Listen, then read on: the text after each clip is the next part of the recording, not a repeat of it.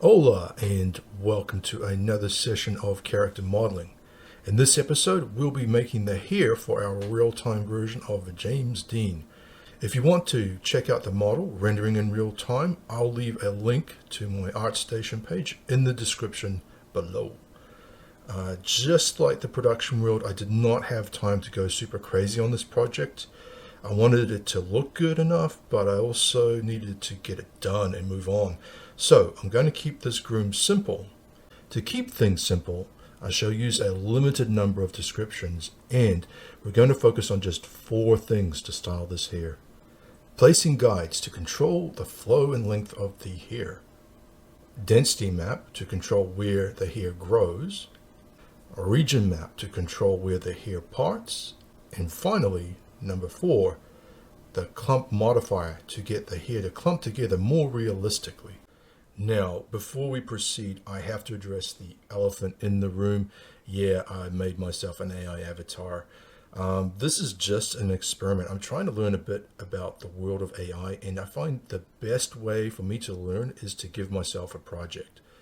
I actually used the model you'll see in this video to generate him, and maybe I'll go over the process in the future.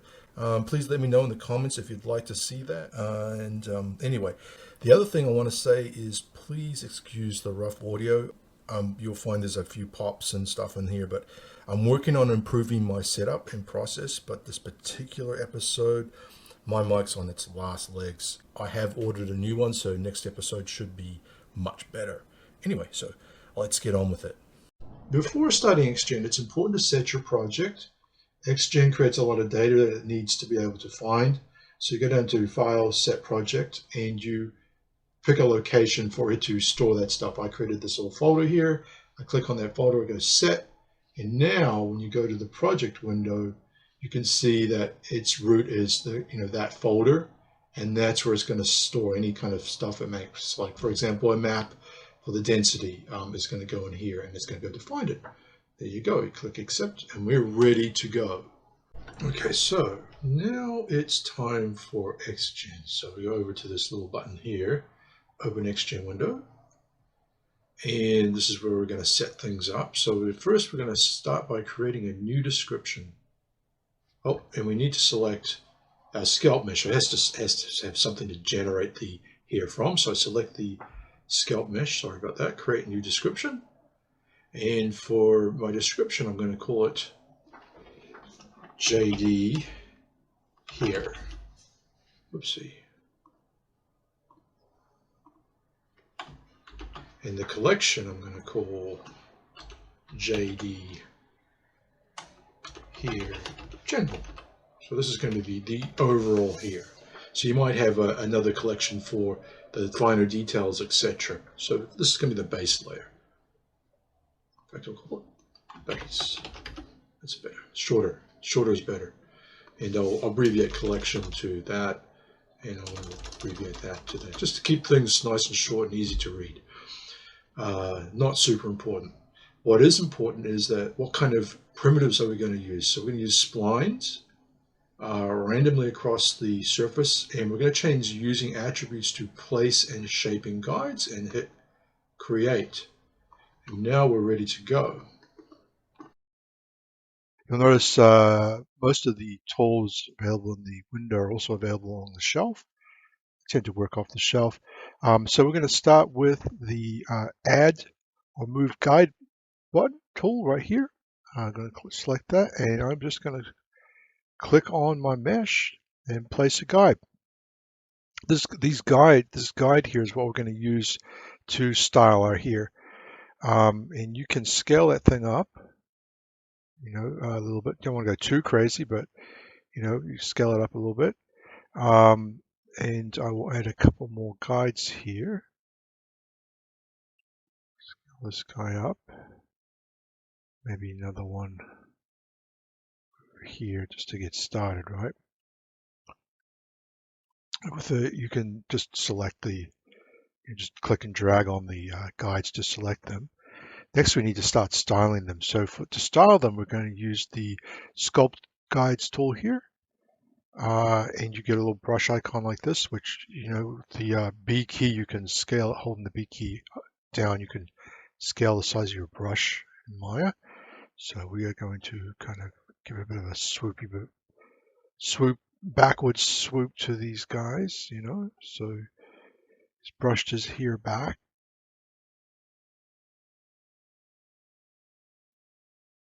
And anyway, so there you go. We've got the beginnings of some hair. Now, if you want to preview it, you click on this little eye icon here, and voila, you start to see some hair strands. If you'd like them to be a little denser, you can dial that up. Dial up the density here in the general attributes. I'll keep it low for now. And you just click on this next to the eye, the closed eye, to kind of hide things. Now, the actual preview does not update in real time. So if I was to edit that hair strand, you'll notice nothing changed. I have to hide it and re-preview it to see the changes take effect. Now, if you find like maybe your guides are a little bit janky, a little bit polygonal, what you can do is select them all, or select one at a time. Go to the guide tools section here in the XGen window and click on rebuild. By default, the curves have 5 CVs like a NURBS curve. You could dial that up to, let's say, 10, for example, and you see them get nice and smooth, and that will also give a smoother looking kind of hair strands. Now, I'm not going to make you watch me place all these guides, so we're just skipping ahead a bit here. And so I've gone ahead, I've placed all the kind of major guides for my kind of general here. And the thing I want to call your attention to is I have used the minimal number of guides. I tried as an exercise, I tried to kind of really limit the number of guides I used. And the logic there is, I think the fewer guides, the easier it is to control, right? Like the less you have to edit to control the hair. So that's what I'm thinking there. Let's fire up the XGen window, and of course you have to select the mesh. I'll click the preview button, and there you go. There's his hair, and you can see. So the length is controlled by these guides. Back here, I've got them relatively sparse and short, and so you can see as you know as it's starting to really fade out. So my idea was to kind of get a bit of a fade back here and have the nice kind of swoopy doopy here up the front. I've dialed the density up to 5, so that's just an FYI. So I've made it a little bit denser once I kind of figured was reasonably happy with it. Let's turn on our guide character here. Here's James. And so probably the elephant in the room right now is, man, he's got hair growing on his cheeks, down his forehead, all the way down his back, and his ear. He's got hair growing out of his ear right now. So to fix that, we're gonna make what's called a density mask. And so I'll click on my mesh again. We'll hide James. And so under the general attributes here, right in the first slot, the primitive slot, general attributes, where you change the density, right under density, there is a mask field. And I've got something in there at that slot that by default, it would say that, just FYI, ignore that, pretend it's not there, right? So we're going to make a density mask. We're going to go over here to create map. And I'm going to give it a name. I'm going to call it hairline. Watch me try to spell hairline mask. JD. There we go. And I'm going to set the color to white. Now, white is going to mean grow here. So initially, nothing's going to happen. So we're going to go create. All right, so now we have our texture map, our density mask set up. We're ready to start painting. So to do that, we're going to click on the paint icon. And we're also going to bring up the texturing, 3D texture paint tool, which is found under texturing. So you go to texturing, 3D paint tool, and you bring that window up. I'll move the XGen window over to the side for a minute here. And let's just look at this. So the color here, so you can either flood it completely white, which we've done. So that's, the here, or if you dial it down to black, it would be no here. So setting the color to black here, so white, black, um, and make sure that you use like the hard brush, the solid brush, as opposed to like a faded, like a brush with some fall off, because it's very binary. It's, you basically no here or here. Gradations don't really play very well with the density mask, but you'll find that's fine. It's really not an issue.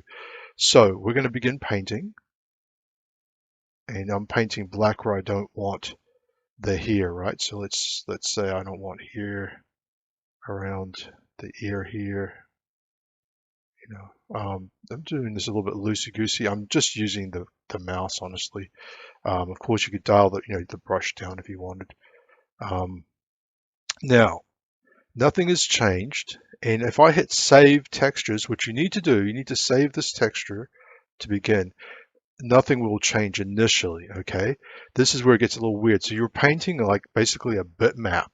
But what XGen uses for the density mask is, I believe, called a PTEX. So you have to double save. You also have to save it over here. And now you see, that here has disappeared where the black is. Now, I've seen, if you go online, you'll see this creates a lot of confusion for people. There's numerous forums on it. But there you go. It's basically, the issue is you have to save it twice. You have to save your texture map, and then you have to resave it. Now that the bitmap's been generated, you have to save the bitmap as a ptex, which you do over here. And there you go. So we'll proceed. I'm going to jump ahead here and proceed.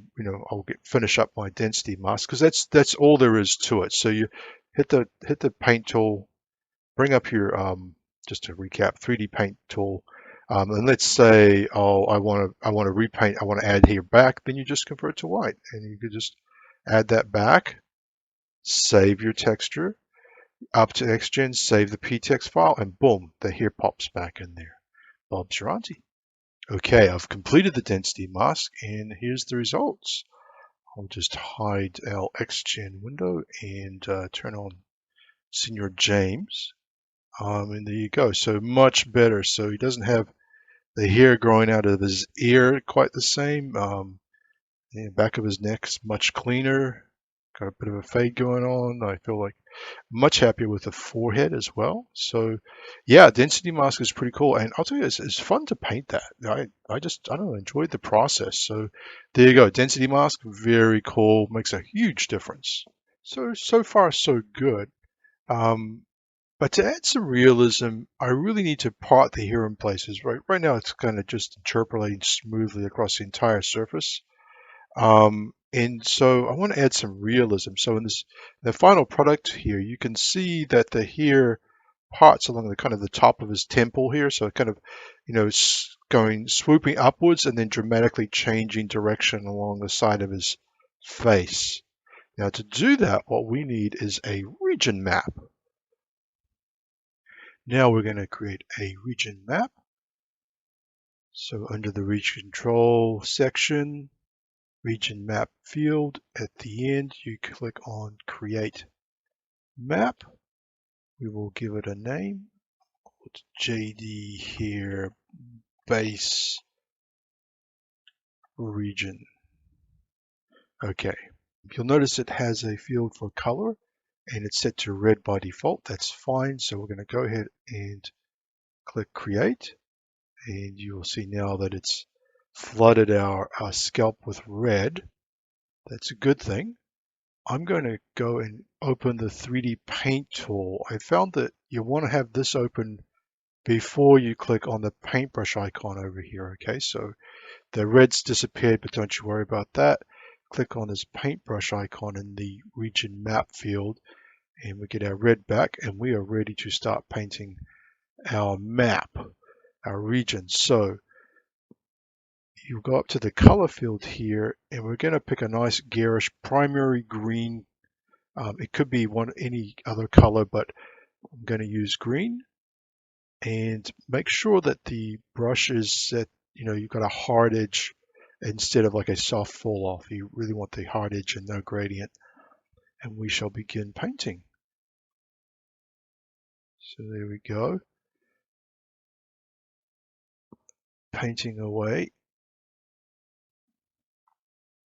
I'll hide the here for a minute. Make the brush nice and big. Just going to flood the lower area there.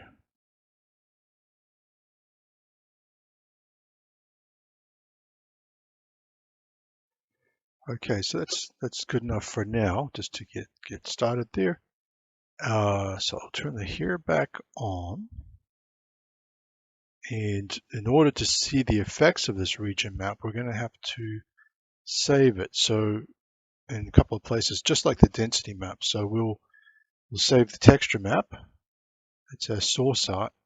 And now we're going to save the ptex map, which is the region map here. We're going to click on save. And finally, I always forget about this. For some reason, the region, it's set to off by default. Region mask is set to 0 by default, which is off. So you need to change this to 1. And Bob's your auntie. There you go. Now you see that. So before, this is no region map. That's region map. So little peculiarity there. Don't forget to turn your region mask to 1. And we're good. There we go. So I would keep tuning this, but I won't make you watch me kind of fine tune this. I think you get the idea. So we'll jump ahead to the final step, which is going to be clump maps. So in real life, hair tends to gather together at the ends or clump. So right now our hair is extruding from the scalp in almost like parallel lines, which isn't realistic. To fix this, we're going to add a clump modifier. This will pull the hair in towards the ends. So first we'll go to the modifiers tab, which you'll find here. And then we're going to click on this little plus icon over here, add new modifier. And then finally choose clumping. Okay. Initially, you won't see anything happen. We're going to have to go to setup maps down here. And this is where we're going to generate guides for our clumps. You'll see these little yellow kind of tick marks, these little lines extruding from the scalp. Those are our clump guides. And if I were to hit save, you'll see automatically that the hair starts to clump together and looks much more natural. Now, that's not too bad for my purposes. However, let's say that you wanted them to be a lot tighter. Maybe it looks like he's put some gel in his hair, right? So the density field up here controls the clumping, and the smaller the number, the tighter the clump. So let's say, for example, I put 0, 1 instead of 1, and then I'm going to click generate. So now you'll see that the number of clump guides is much sparser. They're actually, it might be a bit hard to see there, but they're few and far between, but they are there. So next we hit save, and voila, now you've got some like super gelled punk kind of hairdo looking thing. So, but a bit much for what I want. So I'm going to set that to, I'll say 1.5,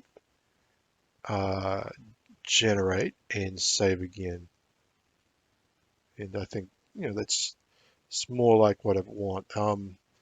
It's a little bit regular here. That could be fixed with a noise modifier, but there you go. There's the clump modifier. I might take it down a bit. Generate. Yeah, actually I like that better. That's probably where I want to roll, what I want to roll with. So okay, we've got a clump modifier. This is as far as I took the base groom. I made a couple more grooms for the hero hairs, like the fireways and stuff like that. And, just trying to keep it simple, get it done as I've mentioned. So from here, we're going to convert this to hair cards. All right. So now we're going to create hair cards using the primitives. Now remember, these are the guides. So if I'll hide the primitives, these are the guides, and the hair itself we're referring to as primitives. So under the primitives tab here, you want to come down to the attributes. Actually, what's at the top here, the primitive attributes window, and looking at the display options, make sure tube shade is off, right? So if it's on, it's going to render a tube, but we actually want it to be flat like a card. Also turn face camera off, and then when you do this, you'll notice it suddenly looks a bit sparse, but don't worry, we'll fix that in a minute. And we want to, and therefore we're going to leave display width on, right?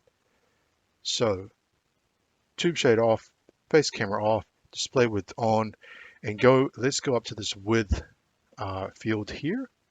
Now, if you use a slider, it maxes out at 1, but you can enter values. So I'm going to try 1.2. Okay, cool. And so now you can see, that it's fleshed itself in a bit, much denser. So I think there's still a couple more things we could do to optimize this. We could simply turn the density down a bit, but I'm going to leave the number of cards, the density high, up at 5, and instead I'm going to look at the modifier CV count. This basically equates the number of CVs in the curves in the guides, which translates to more spans in our hair cards ultimately. So let's take that from 20 and I'll drop it down to 12. And I think it still looks nice and smooth, pretty much looks the same, but this is going to result in lighter geometry. So we'll go with that. And now we're going to convert to hair cards. So up here is the select primitives tool. So I'm going to drag a big box all the way around all the hair cards, and they turn green, indicating that they are selected. Up here under generate, you look for convert XGen primitives to polygons. All right, I'll hide this window. So under here, there's a few options to be concerned or to think about. I'm going to, convert only selected polygons is fine. I'm leaving combine mesh off. I want to have separate cards for now. And down here, I want to check on place UVs in tiles. That means we're going to get UVs on our cards, and the layout type is 2x2. That's fine. That just means there's going to be 4 little kind of texture shells that the cards are going to be randomly assigned to. And with that, we're going to click convert. And there you might have noticed there's some kind of gray popping in there. What that is our new geometry. So under the outliner here, we can hide the big green X, the big green folder with the big X is not an X. It is an X box, I guess. It's not an X box. It's our groom, so we're going to hide that. And now we're just left with a geometry. And what have we got here? 194,000 and change. So that's pretty high. You can see why I was kind of fussing about trimming things down a little bit. Okay, we'll just hide this scalp for a minute, and as you can see, we have a lot of hair cards, separate meshes, but that's a good thing because it makes it easier to organize. So the first thing I want to do is, there's a stray card out in space here for whatever reason. A couple are around the ear that we don't want. I'll just get rid of those. Much easier when it's separated. Now, the big thing for me, it's going to make it easier to optimize in a couple of ways, which you will see here. So I want to organize this into groups, like kind of regions that will get their own distinct kind of texture, i.e. kind of UV shells on our texture map. So for example, the back region here, I'm going to combine that. Takes a minute to think about it. And here's our mesh. And name it something sensible like here. I'll call it neck. So we can group or combine these meshes into chunks, and then on our UV page, because I'll probably have about 6 kind of texture cards. I'll call them texture cards, basically little clumps of hair on a texture map, and I can just work on this one area and say, okay, that's going to get the short hair, that's going to get the shorter hair, and then maybe up here I'll group these guys and call that we'll call that sideburns, right? So here, sideburns. Um, you get the idea. So I'll go ahead and combine all these guys. So we've gone ahead and grouped our hair cards into 4 different regions. I've got a top, sides, sideburns, and neck. It is still pretty heavy. I did reduce the neck off camera, so we're now looking at just shy of 150,000 vertices. The easiest way, there's a few ways that we could reduce this stuff. I actually used UVs and reduced and deleted edges on this back neck piece, but the fastest way really is going to be to go, most programs will have a reduce function or something to optimize the geometry, load it. So mine has this reduce tool, and I've got the percentage set to 50, and often there's a preserve UVs, feature preservation. So mesh borders and UVs, definitely you'd want to keep. I'm not concerned about hard edges and stuff, but I'll just leave it where it is. But make sure you're preserving the UVs and you're preserving the mesh. Those are crucial. And we're going to hit reduce. So it's gone from 97 to 48. Sweet. And I'll just go ahead and do the same with the sideburns. Reduce. Sides. Reduce. And the neck, yeah, we'll do it. Here we go. Reduce it some more. And Bob's your auntie. There you go. It's 74,000. Much better than what we almost said was 200 there. So that's more like it for here. Here's expensive. So there you go. Nicely optimized cards. The next major issue that and let's have a look at those UVs. 2x2. There you go. So there's our beautiful UVs. And now that this thing's a bit lighter, I'll show you that they are in fact 4 different shells. I mean, there's a lot of hair cards under that one shell, but 4 different regions that they've been assigned. So you can select convert to UV shell, move to the right.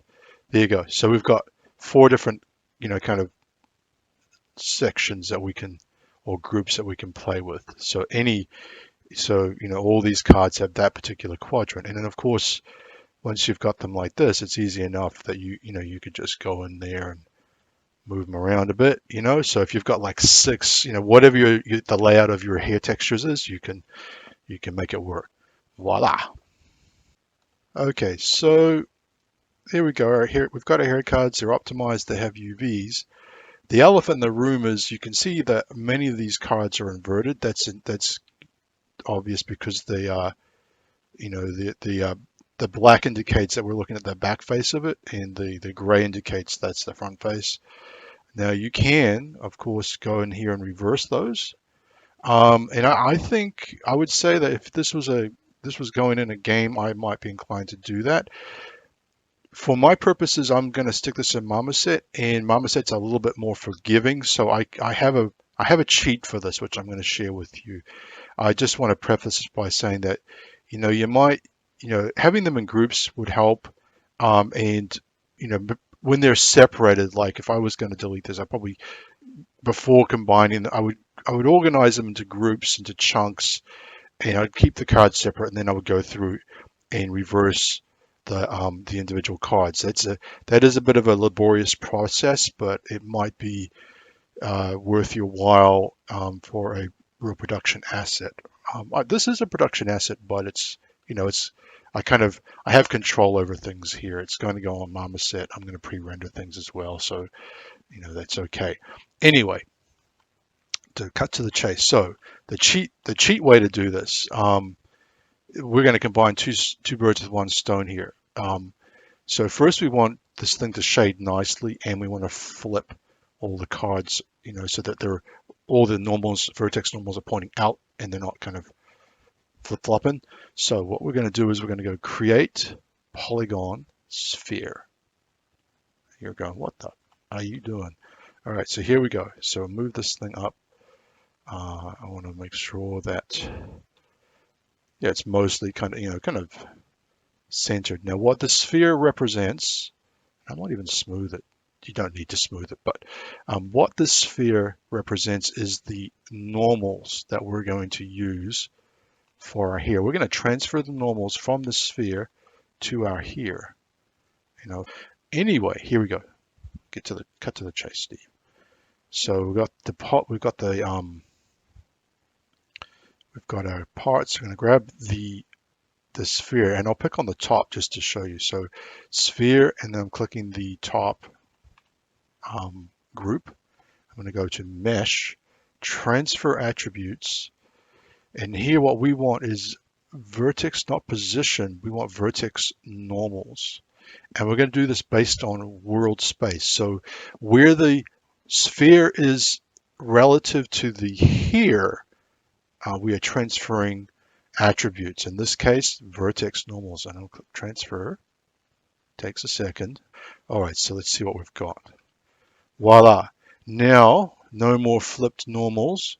And it looks, and as a bonus, this is really why I do it actually, you get this nice soft appearance, right? Like it feels a little bit more like here as opposed to cards. And that's the main reason for transferring the attributes from the sphere, is really to get the nice soft vertex normals.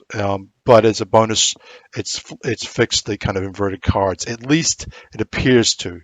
So here's my caveat. If you were to go, for example, unlock normals,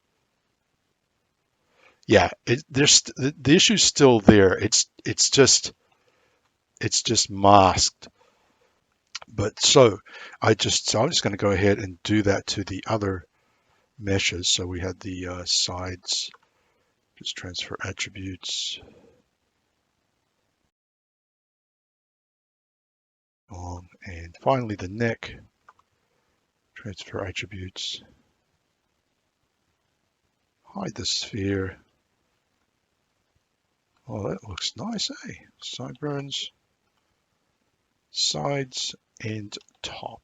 Voila.